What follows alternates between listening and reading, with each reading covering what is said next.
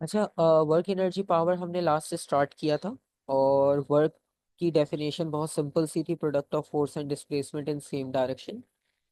और इसका बहुत बेसिक सा फॉर्मूला था वर्क डन का। और इससे कुछ ज़्यादा इतनी डिटेल क्वेश्चन बन नहीं सकते, ना आपके सिलेबस में इंक्लूडेड है कि इसमें कन्फ्यूजन हो। एनर्जी के बारे में हमने डिस्कस किया था, एनर्जी थोड़ा सा डिटेल था।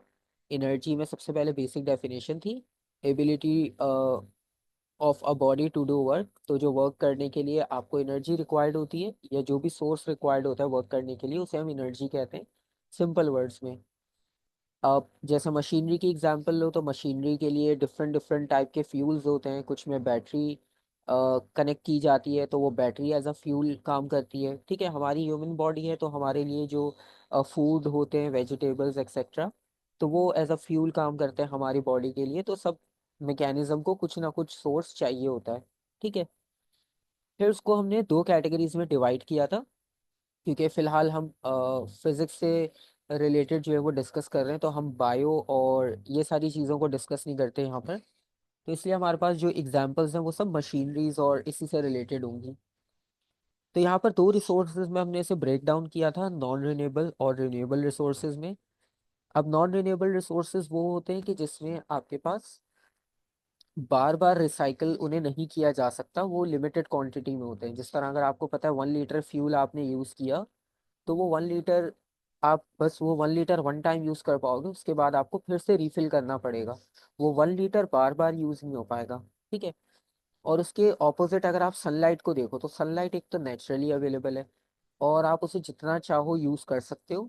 वो मतलब ख़त्म उस तरह से नहीं होती कि मतलब उसकी एक लिमिट हो कि आप हर पर्सन जो है वो इतना इतना यूज़ कर ले अगर, तो उसके बाद वो ख़त्म हो जाएगी। तो ऐसा नहीं है, वो अनलिमिटेड है, ना हम उसे काउंट कर सकते हैं, ना हमें उसकी क्वांटिटी का पता है।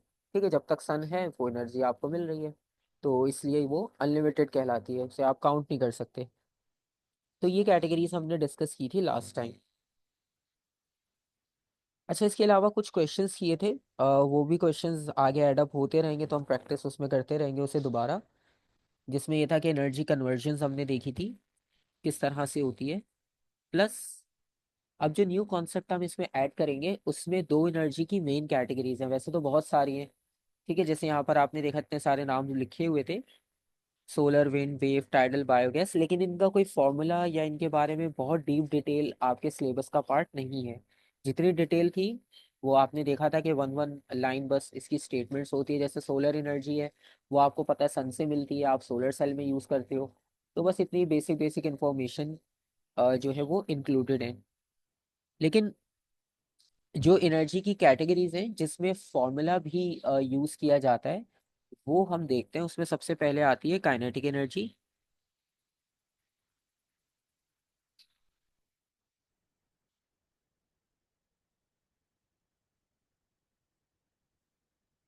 अच्छा, काइनेटिक एनर्जी जो होती है बेसिकली ये एक जर्नल कैटेगरी है। मतलब ये ऐसा नहीं है कि ये किसी एक सोर्स में होगी और किसी में नहीं होगी। ये एक जर्नल कैटेगरी है। ठीक है, मतलब ये मैकेनिकल में आती है। और जैसे अगर आपके पास कार मूव कर रही है, तो जब भी कोई बॉडी मूव कर रही होगी ना, सिंपल वर्ड्स में, तो वो काइनेटिक एनर्जी पजेस कर रही है, सिंपल। ठीक है, आप वॉकिंग कर रहे हो, तो अगर आप ओवरऑल देखोगे तो आपकी बॉडी जो है वो काइनेटिक एनर्जी शो कर रही होगी। ठीक है, और काइनेटिक एनर्जी के लिए भी आपको सोर्स रिक्वायर्ड होती है। जैसे अगर हमारी ह्यूमन बॉडी है, अगर हम वॉकिंग कर रहे हैं कंटिन्यूसली, तो वॉकिंग करने के लिए फिर आप साथ साथ जो है वो वाटर और डिफरेंट सोर्सेज यूज़ करते हो, ताकि वो एनर्जी आपको मिलती रहे कंटिन्यूसली, और वो कन्वर्ट होती है फिर काइनेटिक में। इसी तरह से अगर कार मूव कर रही है, तो अब आपको पता है कि कार में आपको फ्यूल या गैस रिक्वायर्ड होती है। तो कार को गैस या फ्यूल जो भी ऑयल है उससे एनर्जी मिल रही है, और आगे वो उसे काइनेटिक में कन्वर्ट होकर वो आपको नजर आ रही है, क्योंकि कार मूव कर रही होती है, हमें तो ये दिखता है। हमें ये नहीं दिख रहा होता कि ये फ्यूल कैसे कन्वर्ट कर रहा है। ठीक है, वो इंटरनल प्रोसेस है। तो इस तरह से जो है वो काइनेटिक एनर्जी आपके पास एक जर्नल कैटेगरी में कंसिडर की जाती है। वो किसी भी बॉडी के लिए हो सकती है, किसी एक बॉडी के लिए फिक्स नहीं है वो। ठीक है, तो सबसे पहले इसकी आप डेफिनेशन लिखोगे, बहुत सिंपल सी है, और इसकी डेफिनेशन एग्जाम में मतलब आती हैं। कुछ ऐसी टर्म्स होती है जिनकी डेफिनेशंस आती ही नहीं है, कुछ होती हैं जिनकी आती है डेफिनेशन। तो इसकी डेफिनेशन आप लिखोगे simple, energy possessed by a body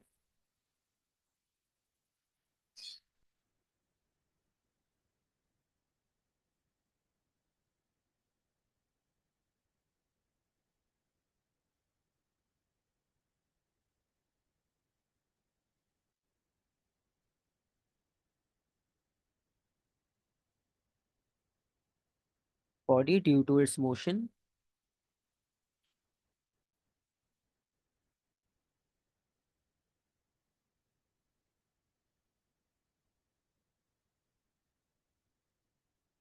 तो मोशन की वजह से जो भी एनर्जी होगी वो काइनेटिक एनर्जी होगी। और क्योंकि एनर्जी का ऑलरेडी हम फॉर्मूला डिस्कस कर चुके हैं, सॉरी यूनिट डिस्कस कर चुके हैं, जूल्स। तो सारी एनर्जीज का यूनिट सेम रहेगा, जूल्स।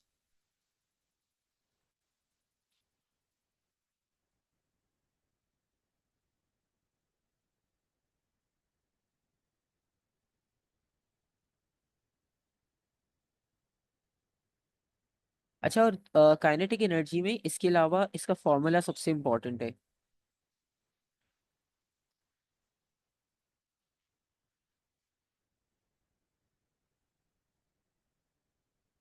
½ mv²। अच्छा, इसमें जो m होगा वो मास को रिप्रेजेंट करेगा।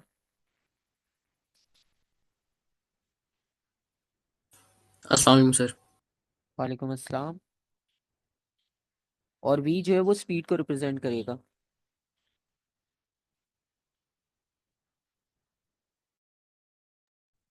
अच्छा, स्पीड का स्क्वायर है बेसिकली, और मास जो है वो सिंगल है। और ये इसका फॉर्मूला है। ठीक है, अब ये फॉर्मूला कैसे बनता है फिलहाल हमारे सिलेबस में वो इंक्लूडेड नहीं है। ठीक है, जब आप आगे लेवल्स में पढ़ोगे तो वहाँ पर आपको ये सारी चीज़ें फिर डिटेल में मिल जाएंगी कि ये कैसे ड्राइव होता है, ये फॉर्मूला क्यों लिखा जाता है इस तरह से। ठीक है, लेकिन अभी फिलहाल हमें उसकी नीड नहीं है, क्योंकि अभी हम इनिशियली स्टेज पे पढ़ रहे हैं, तो अभी इतनी डिटेल डेप्थ हमें रिक्वायर्ड नहीं है। अच्छा, इसमें कुछ चीज़ें अगर आप देखो, फॉर एग्जांपल जैसे मास और वेलोसिटी, अब दो चीज़ें हैं। ठीक है, अब फॉर एग्जांपल जैसे अगर आप मास इंक्रीज करते हो यहाँ पर, तो आपको ये नज़र आ रहा है कि मास और काइनेटिक एनर्जी दोनों डायरेक्टली प्रोपोर्शनल है। डायरेक्टली प्रोपोर्शनल यानी अगर मास इंक्रीज करते हैं तो काइनेटिक एनर्जी भी इंक्रीज हो जाएगी। और अगर स्पीड इंक्रीज करते हैं तो स्पीड पे स्क्वायर है। तो अगर स्पीड अगर लेट सपोज 1 से 2 हो जाती है, तो 2 का स्क्वायर 4 होगा। तो बेसिकली 2 टाइम्स बढ़ रही है आपके पास एनर्जी। ठीक है, फॉर एग्जाम्पल अगर आप इन दोनों को इंडिविजुअल देखो, लाइक अगर काइनेटिक एनर्जी को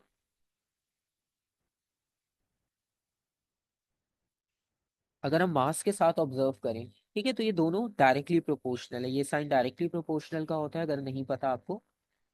इसका मतलब ये होता है कि दोनों क्वांटिटीज एक जैसे रेट से इंक्रीज होंगी। अगर मास इंक्रीज हो रहा है तो काइनेटिक एनर्जी भी इंक्रीज होगी। फॉर एग्जांपल कुछ वैल्यूज लिखते हैं, जैसे for example initially mass m है। ठीक है, इनिशियली तो एनर्जी कितनी होगी, सिंपल काइनेटिक एनर्जी। ठीक है, मतलब 1 मास है तो 1 काइनेटिक एनर्जी। अब मास को डबल करते हैं। अब मास को डबल किया तो काइनेटिक एनर्जी भी डबल हो जाएगी। ठीक है, अगर 3 टाइम्स करते हैं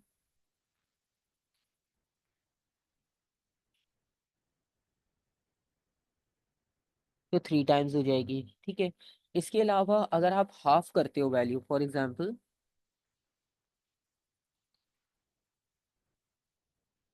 m/2, तो अगर मास हाफ हो रहा है तो काइनेटिक एनर्जी भी हाफ हो जाएगी। ठीक है, तो ये लिंक होता है डायरेक्टली प्रोपोर्शनल का, कि जो इम्पैक्ट एक क्वांटिटी पे आ रहा है वो इम्पैक्ट एग्जैक्टली दूसरी पर आएगा। ठीक है। अच्छा, लेकिन इस स्पीड का सिनेरियो थोड़ा सा डिफरेंट है। स्पीड के सिनेरियो में स्क्वायर आ रहा है। ठीक है,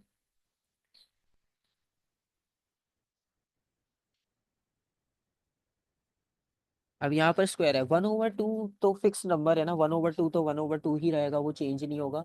तो इसलिए उसको लिखने का कोई एडवांटेज नहीं है। तो इसलिए उसे नहीं डिस्कस किया जाता। उन क्वांटिटीज को डिस्कस करते हैं कि जिसमें चेंज पॉसिबल है। अब यहाँ पर अगर आप वेलोसिटी को देखते हो, तो इनिशियली अगर वेलोसिटी v थी फॉर एग्जांपल, यानी 1, तो काइनेटिक एनर्जी भी सिंपल 1 होगी, सिंगल वैल्यू। और अगर आप स्पीड को डबल करते हो तो काइनेटिक एनर्जी स्क्वायर होकर जो है वो इंक्रीज होगी। क्यों? क्योंकि स्पीड पर स्क्वायर है। तो अगर हमने स्पीड को 2 टाइम्स किया है तो इसका मतलब ये होगा कि यहाँ पर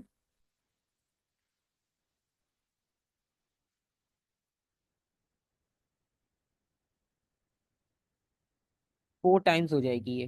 ठीक है। तो ये एक इम्पॉर्टेंट चीज़ है याद रखने वाली, क्योंकि अक्सर हम जल्दी में ये मिस्टेक करते हैं, हम सिर्फ वी को कंसिडर करते हैं, लेकिन जो उसके ऊपर स्क्वायर था उसे इग्नोर कर देते हैं। और इसी तरह से अगर ये वैल्यू हाफ होती है फॉर एग्जांपल, तो यहाँ पर भी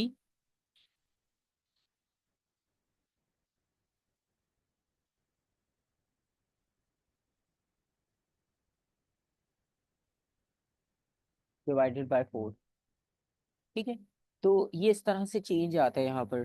तो इसमें कोई इतना मुश्किल नहीं है, बस ये है कि ये चीज़ याद रखनी है, क्योंकि अक्सर फॉर्मूला सिंपल होता है तो हम जल्दी में मिस्टेक कर देते हैं, और विदाउट स्क्वायर को कंसिडर करते हुए हम डायरेक्ट वैल्यू लिख देते हैं। ठीक है। तो ये एक आपके पास कॉन्सेप्ट था जो आपने याद रखना है। क्वेश्चंस भी हम इसके करेंगे बिल्कुल, लेकिन उससे पहले जो है वो इसकी जो दूसरी कैटेगरी है एनर्जी की, उसे ऐड कर लेते हैं। तो काइनेटिक एनर्जी जो है वो मूवमेंट की वजह से होती है। जब भी कोई ऑब्जेक्ट मूव करता हुआ आपको नजर आएगा तो सिंपल आप ये कंसिडर करोगे कि यहाँ पर बॉडी की काइनेटिक एनर्जी है। अभी एग्जांपल्स आएंगी क्वेश्चंस में, आपको और क्लैरिटी मिलती जाएगी।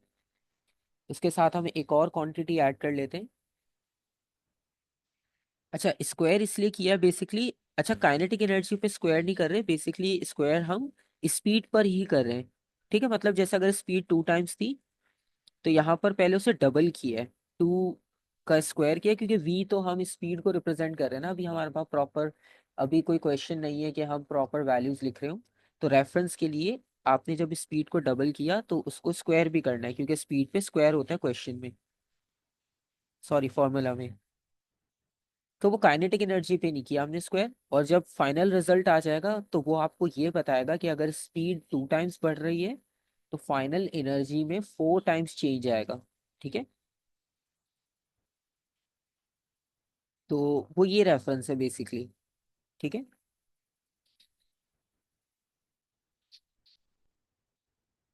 अच्छा, इससे रिलेटेड मैं आपको एक क्वेश्चन दिखा देता हूँ, चलो पहले, फिर मैं पोटेंशियल एनर्जी पर आपको करवा देता हूँ।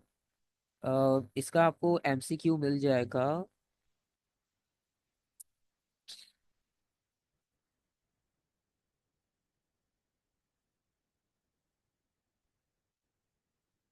ये इसका क्वेश्चन है, क्वेश्चन नंबर 7।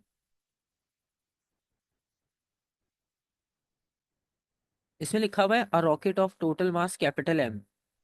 ठीक है। मास टोटल अभी एम है और ये मूव कर रहा है स्पीड वी से। ठीक है, वैल्यू नहीं दी, सिंबल्स दिए हुए। The engine of the rocket is fired and is used up, the mass of the rocket decreases to m/2। तो यहाँ से आपको एक और चीज पता चली कि मास को अगर डिक्रीज करना होता है, क्योंकि मास को नॉर्मली हम चेंज तो कर नहीं सकते, लेकिन अगर फ्यूल की बात हो तो फ्यूल बर्न होता है, उसकी वजह से फ्यूल का मास ऑटोमेटिक डिक्रीज होना शुरू हो जाता है, क्योंकि वो बर्न हो रहा है। तो इसलिए यहाँ पर m/2 आ जाता है, और स्पीड इंक्रीज हो गई 2v के साथ। तो अब आपने बताना है कि काइनेटिक एनर्जी कितनी होगी। ठीक है। अच्छा, अब इसको सॉल्व करने का एक तो सबसे आसान मेथड ये होता है कि सबसे पहले आपने फॉर्मूला लिखा इसका,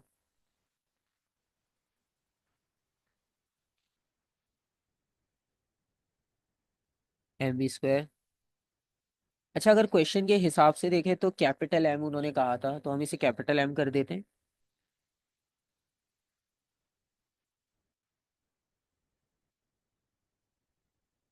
इस तरह से। तो यहाँ पर कैपिटल एम लिखा है हमने। अब उन्होंने कहा है कि नेक्स्ट, जब आपके पास थोड़े टाइम के बाद आपने ऑब्जर्व किया तो मास हाफ हो गया और स्पीड डबल हो गई। ठीक है। तो अब आप जब न्यू वैल्यूज लिखोगे तो न्यू वैल्यूज कुछ इस तरह से आएगी। अच्छा, 1/2 को आप इग्नोर कर सकते हो, वो कैसे, वो भी मैं आपको पूरी कैलकुलेशन करके बता देता हूँ, ताकि आपको फिर डायरेक्ट करने में इजी हो जाए, क्योंकि इसमें इतना आप ज़रूरी नहीं होता एमसीक्यूज में पूरे स्टेप्स करना, क्योंकि स्टेप्स के तो कोई मार्क्स ही नहीं होते। तो जितना सिंपल आप कर सकते हो उतना आपके लिए टाइम सेव हो जाता है। हाँ, ये एमसीक्यूज के टॉपिकल्स हैं वर्क एनर्जी पावर के, क्योंकि लास्ट टाइम हमने सिर्फ थ्योरी के क्वेश्चंस देखे थे अभी। तो ये फाइल भी आपको मिल जाएगी। तो ये एमसीक्यूज के टॉपिकल्स हैं। अच्छा, यहाँ पर मास जो है वो हाफ है, तो मास की जगह पर आप m/2 लिख सकते हो। ठीक है, वरना 0.5 भी लिखा जा सकता है, क्योंकि 1/2 0.5 होता है। और स्पीड की जगह पर 2v और इसका होल स्क्वायर आ जाएगा। ठीक है, अभी वो जो आपका क्वेश्चन था कि हमने उस पे स्क्वायर क्यों लगाया, ठीक है, तो वो यहाँ से आपको क्लियर हो जाएगा।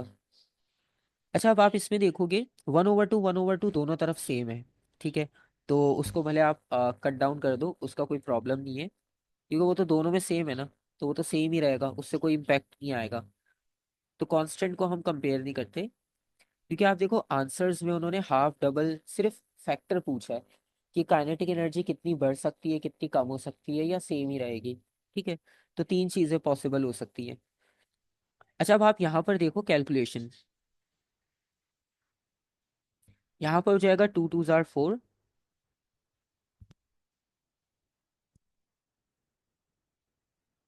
mv²।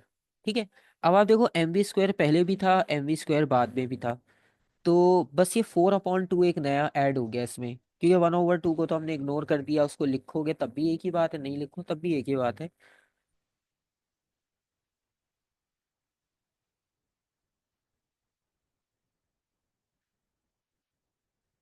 तो इन शॉर्ट अब आप इसे ये कह सकते हो कि ये वाली kinetic energy let's suppose old थी, ये ओल्ड काइनेटिक एनर्जी है, और ये वाली काइनेटिक एनर्जी को आप न्यू कंसिडर कर लो, न्यू। ठीक है, तो अब आप ये देखो कि ओल्ड काइनेटिक एनर्जी mv² थी, और यहाँ पर आंसर आ रहा है आपके पास कुछ इस तरह का। और इसे आप ऐसे भी लिख सकते हो,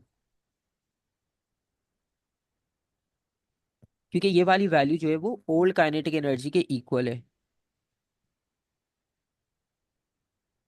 ठीक है, ये यहाँ लिखा हुआ है पहले से।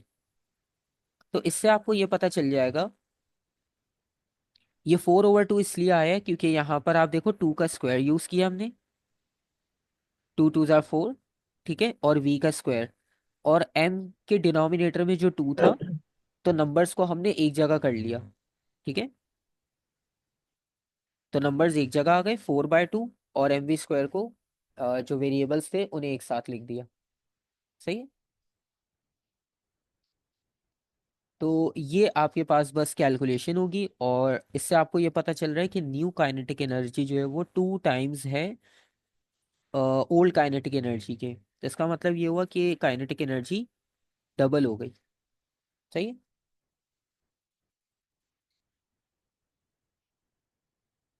यहाँ तक किसी का कोई क्वेश्चन काइनेटिक एनर्जी में? कोई पॉइंट नो सर। डिफरेंट लगता है। ओके, ठीक है, तो ये आपका डाउट भी थोड़ा सा इसमें क्लियर हो गया होगा, जो यहाँ पर हम बात कर रहे थे किस तरह से होता है। ठीक है, क्योंकि वो नंबर्स अगर दे दें तो वो तो इजी हो जाता है सॉल्व करना, बस सब्स्टिट्यूट किया, कैलकुलेटर में वैल्यू कैलकुलेट किया, आंसर आ जाएगा। लेकिन जब इस तरह अल्फ़ाबेट्स के फॉर्म में क्वेश्चन होता है ना, तो इसमें होती है कन्फ्यूजन, क्योंकि इसमें वैल्यूज होती नहीं है, और फिर हम ये सोचते हैं कि अब इसे करना कैसे सॉल्व। तो उसका ये मेथड है। ठीक है, वैसे इलेक्ट्रिसिटी में हमने ये रेजिस्टेंस में काफ़ी बार किया है, तो उसके कंपैरिजन में तो ये इजी है।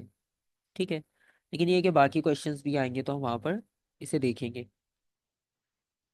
अच्छा, इसी के साथ अगर हम सेकंड कैटेगरी भी ऐड कर लें, जो पोटेंशियल एनर्जी है बेसिकली, और कभी कभार उसे ग्रेविटेशनल पोटेंशियल एनर्जी भी कहते हैं।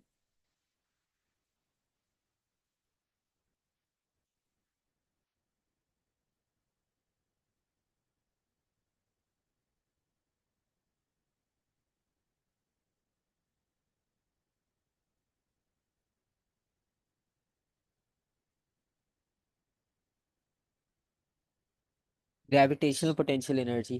अच्छा, ग्रेविटेशनल पोटेंशियल काइनेटिक्स से बिल्कुल डिफरेंट होगी। ठीक है, इसका काइनेटिक्स से कोई लिंक नहीं होगा, ये एक अलग कैटेगरी है, इसलिए इन दोनों को अलग किया गया है, दोनों के अलग फॉर्मूलाज हैं, दोनों के कॉन्सेप्ट भी बिल्कुल अलग हैं। ठीक है।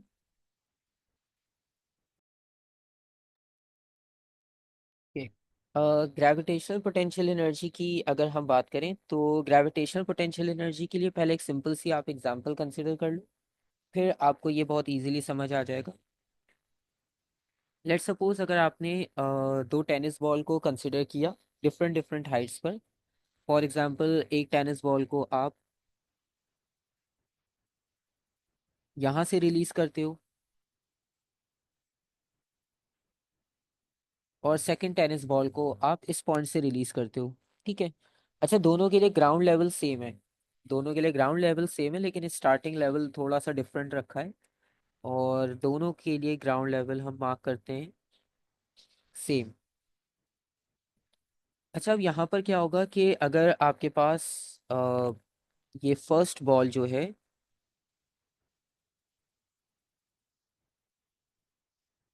ड्रॉप की जाए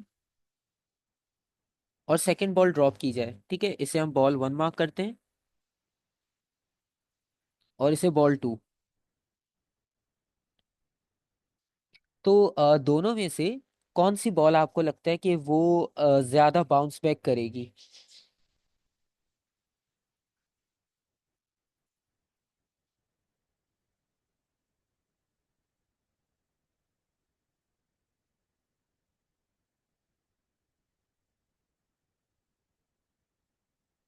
तो जो भी आपका आइडिया है, अच्छा एक आपने आंसर दिया है बॉल नंबर वन, ठीक है।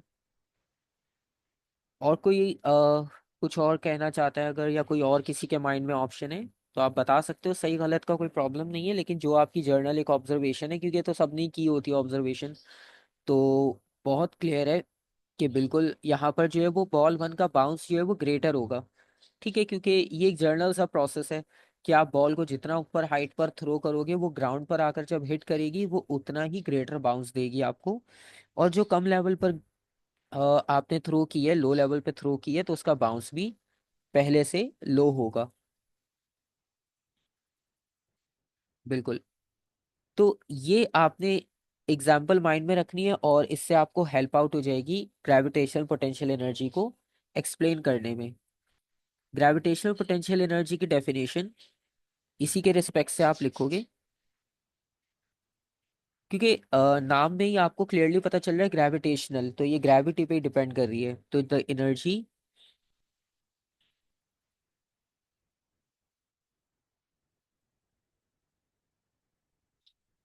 stored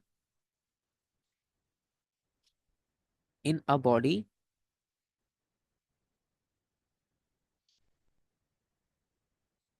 due to its position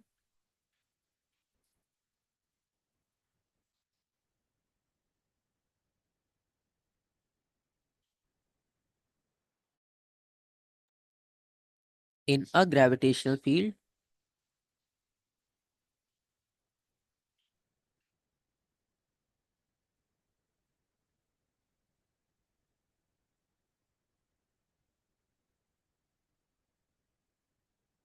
ठीक है।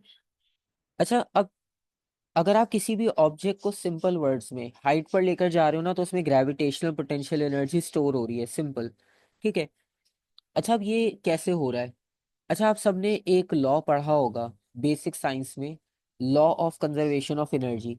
ठीक है, सबको पता है वो कि law of conservation of energy क्या होता है। ठीक है, रिपीट कर देता हूँ, आपको याद आ जाएगा शायद। कि एनर्जी को ना तो आप क्रिएट कर सकते हो खुद से, ना आप डिस्ट्रॉय कर सकते हो, आप सिर्फ कन्वर्ट कर रहे होते हो। ठीक है, मतलब कोई भी ऐसी एनर्जी का सोर्स नहीं है जो हम क्रिएट कर सकते हो। ठीक है, वो ऑलरेडी क्रिएटेड है। कोई भी ऐसा आप एनर्जी का को आप कंसिडर कर लो, कोई भी कैटेगरी कितनी ही एडवांस लेवल पर आप कंसिडर कर लो, कोई भी सोर्स ऐसा नहीं है कि जो मैन मेड हो। ठीक है, हम सिर्फ रीजनरेट कर रहे हैं। अब जैसे हम कहते हैं कि हमने तो सोलर से इलेक्ट्रिसिटी बनाई है। ठीक है, तो बेसिकली वो आपको सोर्स तो सोलर से मिला ना, ठीक है, सन से मिला। तो सन तो एक नेचुरल सोर्स ऑलरेडी अवेलेबल है। तो आपने क्या किया, बस एक ऐसी डिवाइस बना दी जो उस सन की एनर्जी को कन्वर्ट कर सके। तो हमने बेसिकली कन्वर्टर्स बनाए हैं सिर्फ। ठीक है, हमने कोई ऐसा सोर्स जनरेट नहीं किया जो एनर्जी जनरेट करे, क्योंकि अगर ऐसा हो जाए तो फिर आप सारे काम उसी से कर सकते हो। ठीक है, आपको फ्यूल सोलर और ये सब की नीड ही नहीं है, इतने हैवी हैवी प्लांट्स और ये सब सेट करने की नीड ही नहीं होगी आपको। ठीक है, तो इसी चीज को मतलब एनर्जी हम क्रिएट नहीं कर सकते, हम ट्रांसफॉर्म कर सकते हैं। ठीक है, रीजनरेट कर सकते हैं।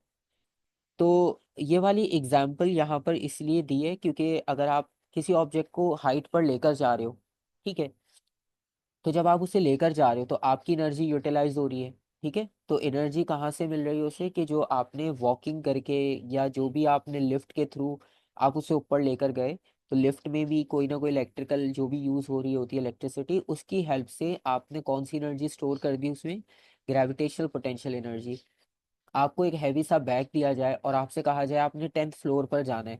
जब आप 10th फ्लोर तक जाओगे वो इतना हैवी बैग लेकर, तो आपको पता चलता है कि आपने कितना वर्क डन किया वहां पर, ठीक है। तो बेसिकली वो जब आपकी मूवमेंट हो रही थी ना, तो वो काइनेटिक एनर्जी हो रही थी, क्योंकि आप मूव कर रहे थे, काइनेटिक एनर्जी। तो आप काइनेटिक एनर्जी से पोटेंशियल एनर्जी जनरेट कर रहे थे वहां पर, ठीक है। तो इसलिए जब भी आप किसी ऑब्जेक्ट को हाइट पर लेकर जाओगे, तो उसमें automatic gravitational potential energy store हो जाती है, क्योंकि ग्रेविटी पुल कर रही है डाउनवर्ड, आप उसके अगेंस्ट जा रहे हो, ठीक है। और सिंपल कर लो, रबर बैंड। रबर बैंड को आप स्ट्रेच करते हो, रबर बैंड कोशिश करता है अपने आप को वापस लाने के लिए, लेकिन क्योंकि हमारी फोर्स ज्यादा होती है तो हम उसे पुल कर लेते हैं, ठीक है। और आपको फील भी होता है कि रबर बैंड अपने आप को वापस लेकर जाना चाह रहा है, लेकिन आपने इस पे इतनी फोर्स लगाई है कि वो वापस रिटेन नहीं कर पा रहा अपनी शेप को। लेकिन जब आप उसे रिलीज करते हो तो वो कितनी एनर्जी से जाता है वापस, ठीक है। तो वो भी एक एग्जाम्पल है, उसे हम इलास्टिक पोटेंशियल एनर्जी कहते हैं, क्योंकि उसमें रबर बैंड में इलास्टिसिटी होती है, ग्रेविटी में इलास्टिसिटी नहीं है बेसिकली। सही है। तो यहाँ तक किसी का कोई क्वेश्चन? No sir. ओके।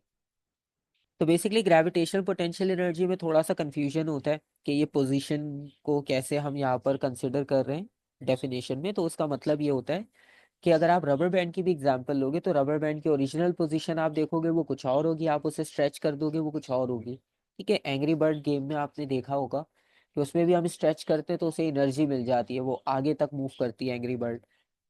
तो ये सारी एग्जांपल्स जो है वो आपके पास बहुत सिंपल सी हैं, ग्रेविटेशनल पोटेंशियल एनर्जी या सिंपल पोटेंशियल एनर्जी को डिफाइन करने के लिए, ठीक है। तो इसका फॉर्मूला जो है, अच्छा इसका भी यूनिट सेम ही होगा, ये भी एनर्जी की कैटेगरी है।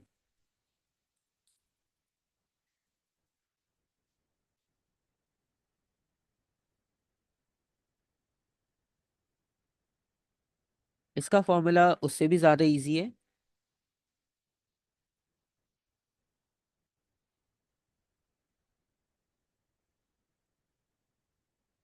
mgh।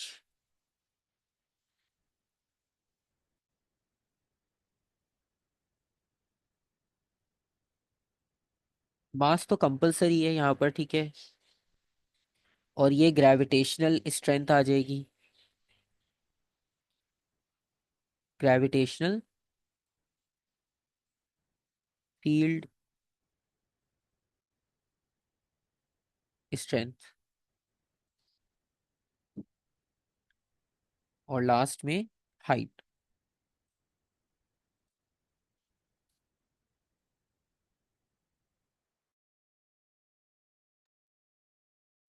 ये आपके पास इसके फैक्टर्स हो गए, ठीक है। यहाँ पर आप देख रहे हो कि सारे फैक्टर्स डायरेक्टली हैं और सिंपल सिंपल हैं, तो इसमें कोई स्क्वायर वगैरह नहीं है काइनेटिक एनर्जी की तरह, कि उसमें आपको स्क्वायर करके देखना पड़े कि वैल्यू में क्या चेंज आ रहा है, ठीक है।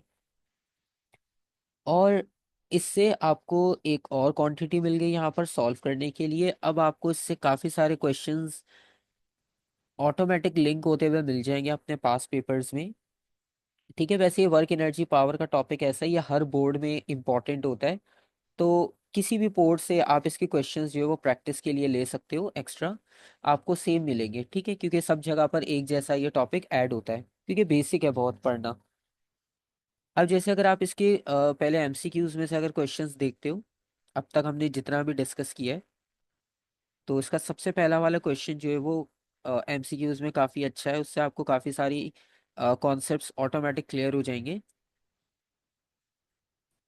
क्वेश्चन नंबर 1 है, a child slides down a slide, the weight of the child is 250 newton, the height of the slide is 7 metre, ठीक है। The work done against friction as the child travels down the slide is 1300 joules. क्योंकि जब आप slide करोगे ना तो friction आएगी वहां पर, ठीक है। फ्रिक्शन बेसिकली ऑपोजिट होगी आपके, आप अगर फॉरवर्ड स्लाइड कर रहे हो तो वो चाहेगी कि आप बैकवर्ड ही रहो, तो बैकवर्ड आपको पुल करने की कोशिश करेगी। ठीक है, लेकिन ऐसा होगा नहीं क्योंकि ग्रेविटी है, ग्रेविटी स्ट्रांग है फ्रिक्शन से। तो हम स्लाइड करके नीचे की तरफ कंपलसरी जाएंगे, चाहे स्लो जाएं या फास्ट, लेकिन आप मूव जरूर करोगे। अच्छा, उसके बाद वो पूछ रहे हैं what is the change in the gravitational potential energy. Gravitational potential energy कितनी होगी और काइनेटिक एनर्जी कितनी होगी, ये दोनों आपने फाइंड आउट करनी है। तो पहले आप ट्राई करके देखो कि आपको क्या लगता है क्या ऑप्शन होना चाहिए।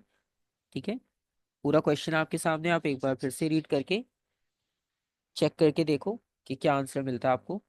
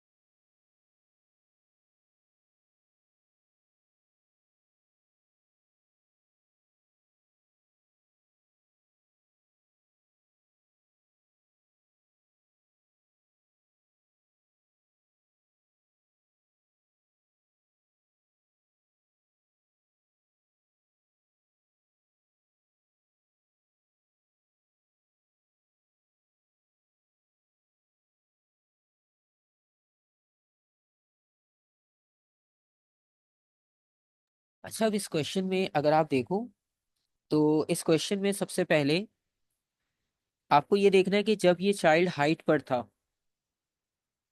ठीक है, जैसा आपको डायग्राम में नजर आ रहा है, तो इस वक्त इसकी कौन सी फॉर्म ऑफ एनर्जी होगी, पोटेंशियल या काइनेटिक।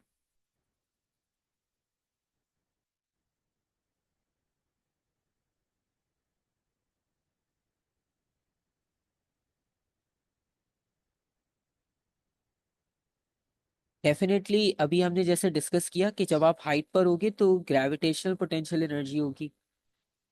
ठीक है, तो जब ये बिल्कुल अभी हाइट पर है ना इस वक्त, अभी इसने स्टार्ट नहीं किया, अभी बस ये हाइट पर है, तो जब आप भी किसी फर्स्ट सेकंड थर्ड फ्लोर पर खड़े होते हो तो आपकी बॉडी में उस वक्त ग्रेविटेशनल पोटेंशियल एनर्जी स्टोर होती है। ठीक है, जैसे अगर एक चेयर रखी है थर्ड फ्लोर पे तो उसमें भी ग्रेविटेशनल पोटेंशियल एनर्जी स्टोर है। क्यों?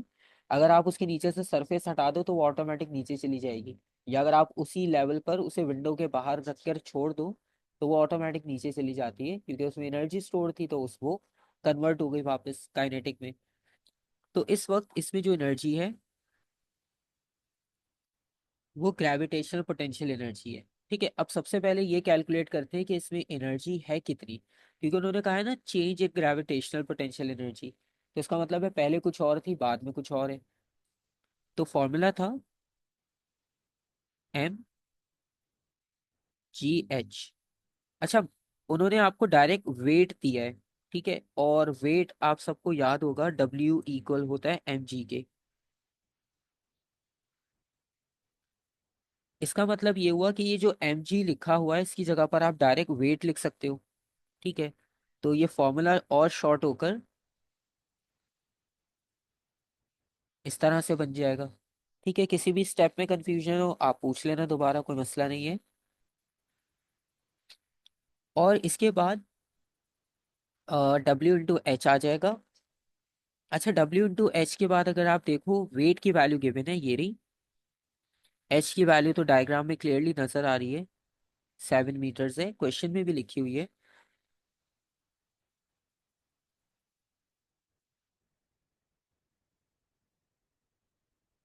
250 × 7, तो जब आप मल्टीप्लाई करोगे 250 को 7 से तो आंसर आएगा 1750।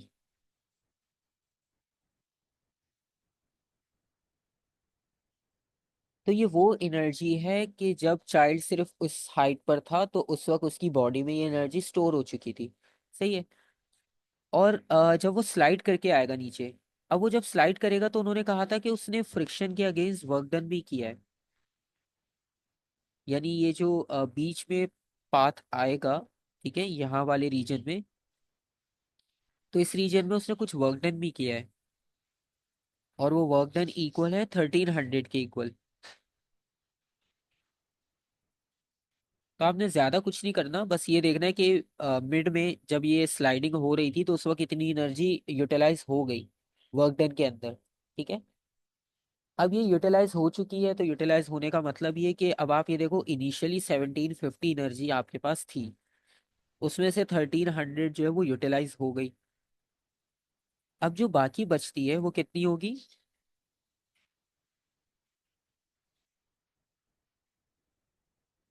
उसके लिए सब्ट्रैक्ट करना पड़ेगा। ठीक है, 450 बचेगी।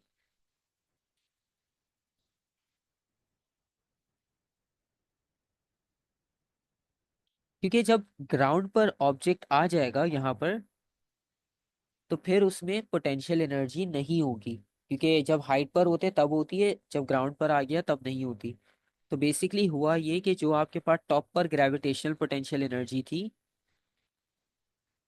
जैसे जैसे आप स्लाइड करके नीचे आओगे वो कन्वर्ट होना शुरू हो जाएगी काइनेटिक में। सही है। तो इन शॉर्ट ये काम हुआ है यहाँ पर। तो इनिशियली पोटेंशियल एनर्जी थी 1750, और काइनेटिक आपको कितनी मिली है? 450। ऑप्शन ए सही है।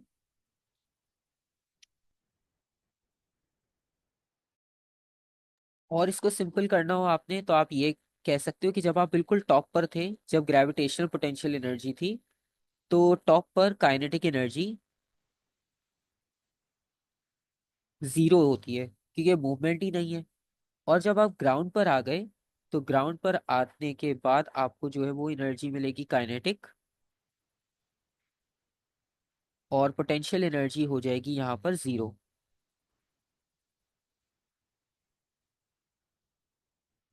तो बेसिकली इन्होंने क्या किया, एक दूसरे के साथ वैल्यूज को इंटरचेंज कर लिया। ठीक है। तो यही चीज अभी हम डिस्कस कर रहे थे कि एनर्जी को क्रिएट नहीं कर सकते हम, रीजनरेट कर सकते हैं, कन्वर्ट कर सकते हैं, ये पॉसिबल है। ठीक है।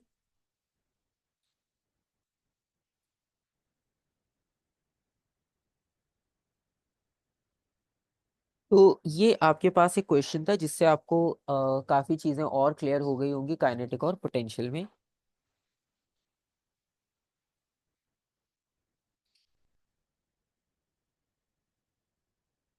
अब काइनेटिक और पोटेंशियल के अगर आप और क्वेश्चंस देखो, तो ये क्वेश्चन नंबर 6 है।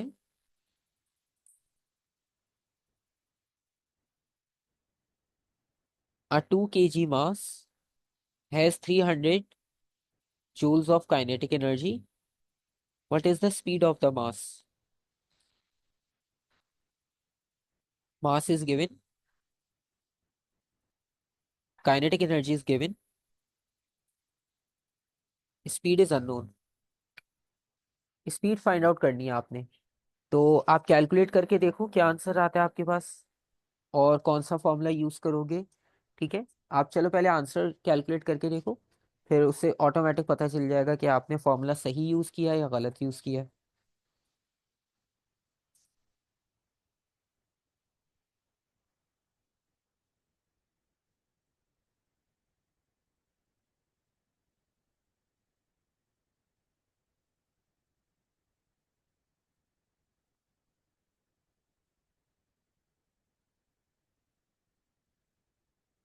अच्छा रेहान, आप भी कैलकुलेट करके आंसर बता सकते हो, कोई मसला नहीं है। बाकी सब तो ग्रुप में रेगुलर हैं, तो वो आंसर दे देते हैं। अगर उनको प्रॉब्लम होती है तो वो फिर वेट कर लेते हैं, लेकिन आपको जो भी आंसर लगता है आप भी बता दो। ठीक है, चैट में भले बता दो, कोई मसला नहीं है। ठीक है, सही हो गलत हो उसका कोई प्रॉब्लम नहीं है, अभी तो सिर्फ हम सीख रहे हैं, तो यहाँ पे आपको चीज़ें खुद ही समझ आ जाएंगी।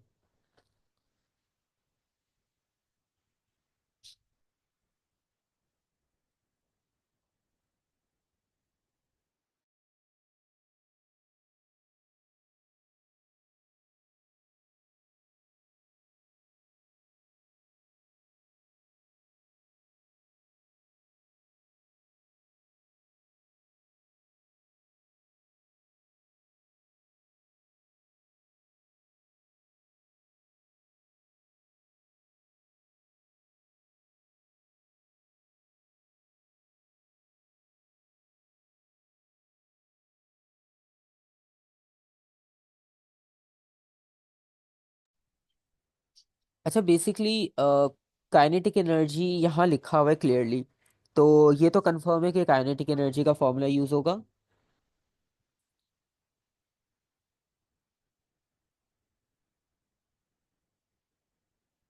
½ mv²। अच्छा काइनेटिक एनर्जी है 300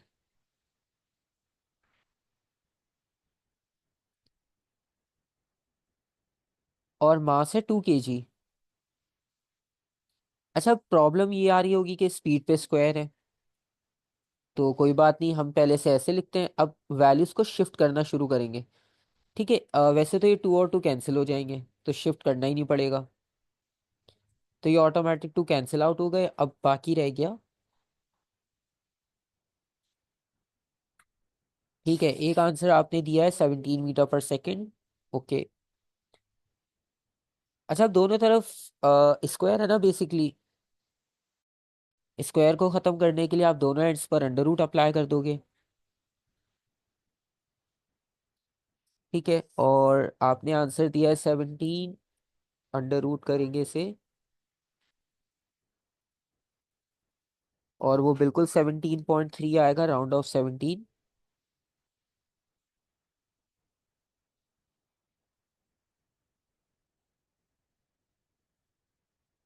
ऑप्शन सी। ठीक है, तो इस तरह से आपके पास ये वैल्यू कैलकुलेट हो जाएगी।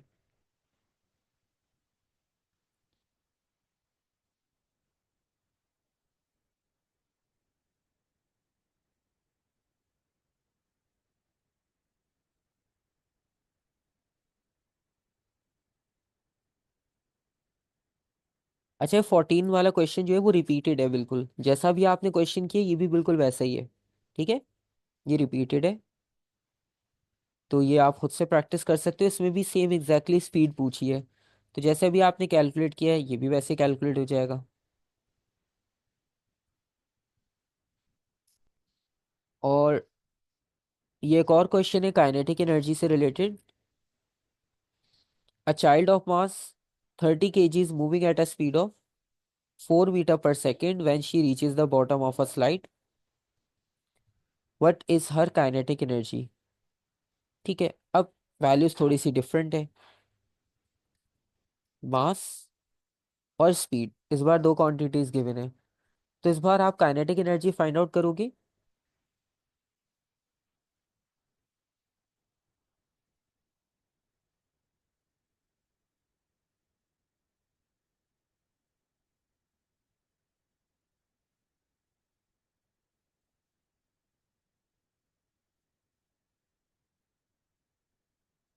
तो इसमें तो सिंपल कैलकुलेशन करनी है आपने, 1/2 multiply by 30 multiply by square of 4, तो 240 आंसर आएगा।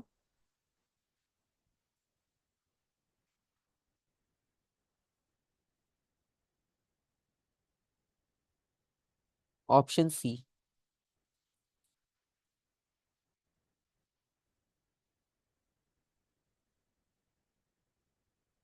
तो ये आपके पास जो है वो क्वेश्चंस आ गए। ठीक है, कुछ बेसिक, और इन्हीं क्वेश्चन से जो है वो आपके पास फिर आगे डिटेल क्वेश्चंस बनते हैं।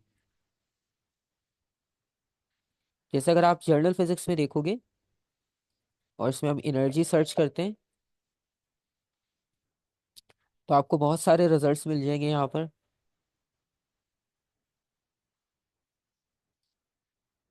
अच्छा इसमें सब क्वेश्चंस ऐसे नहीं होंगे जो अभी हम कर पाएं, क्योंकि अभी हम चैप्टर कर रहे हैं, तो अभी हमने बेसिक कुछ चीज़ें डिस्कस की हैं।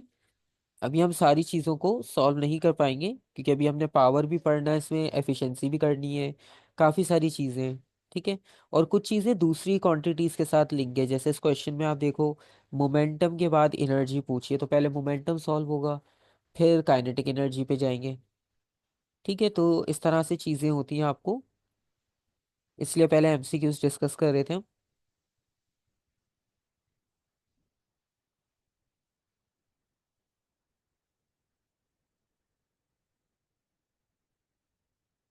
अब जैसे ये वाला क्वेश्चन है, ये आप कर सकते हो क्योंकि ये स्टार्ट ही एनर्जी से हुआ है।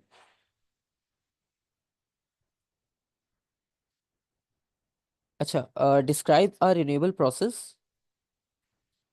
By which electrical energy is obtained from the energy stored in water. You may draw a diagram in the space.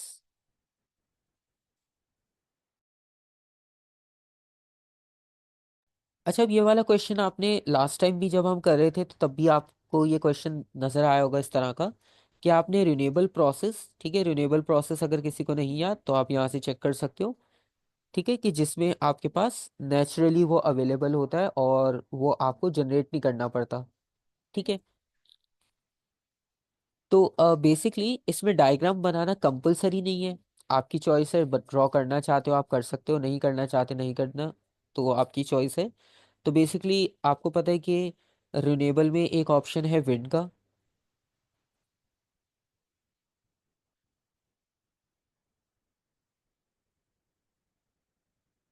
Waves की एग्जांपल आप ले सकते हो, ठीक है। तो अब आपने जिस तरह लास्ट टाइम डैम की एग्जांपल डिस्कस की थी,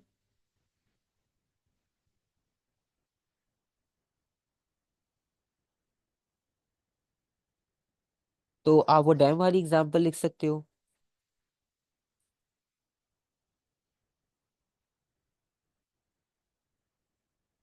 अदरवाइज जो विंड मिल की एग्जांपल है वो हम लिख सकते हैं, ठीक है। तो दोनों से इलेक्ट्रिसिटी जनरेट की जा सकती है, ठीक है। और फॉर एग्जांपल जैसे डैम वाली तो हमने लास्ट टाइम डिस्कस की थी, तो विंड मिल को अगर हम लिखते हैं तो फॉर एग्जांपल आपको पता है विंड मिल में क्या होता है।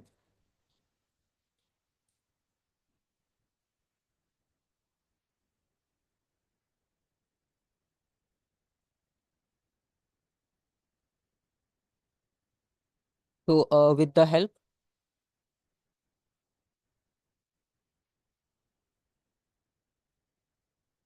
ऑफ अ विंड मिल,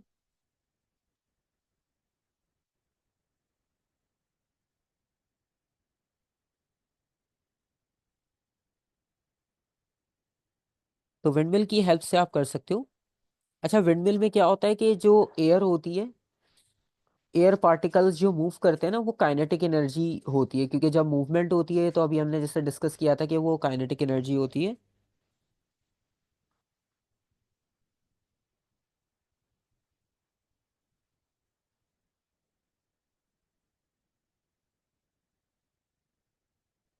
तो when fast moving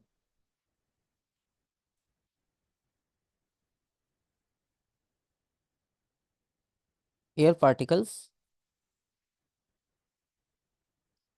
collides with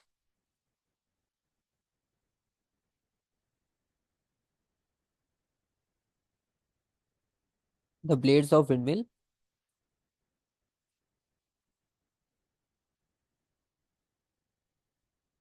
ठीक है। तो ब्लेड्स जो है वो रोटेट होना शुरू हो जाएंगे, जैसे फैन होता है, अगर बहुत तेज हवा चल रही हो तो वो ऑटोमेटिक रोटेट करना शुरू कर देता है विदाउट इलेक्ट्रिसिटी। तो यहाँ पर भी ऐसा ही होगा। और दूसरा पॉइंट आप ये लिख सकते हो कि पार्टिकल्स जो मूव कर रहे थे उसमें काइनेटिक एनर्जी थी, ठीक है। और उन पार्टिकल्स की हेल्प से जो ब्लेड मूव करेंगे वो भी काइनेटिक एनर्जी आपको रिप्रेजेंट कर रहे होंगे, ठीक है। काइनेटिक एनर्जी,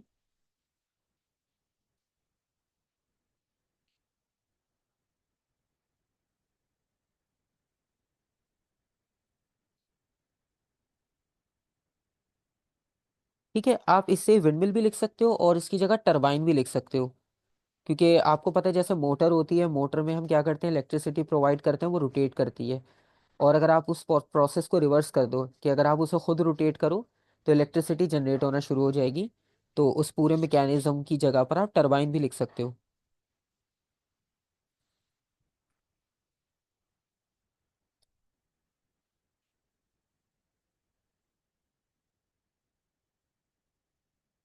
और फिर ये काइनेटिक एनर्जी जनरेट करेगी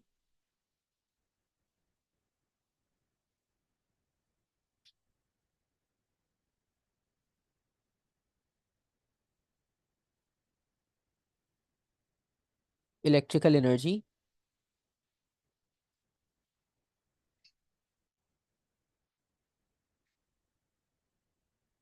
इन द जनरेटर,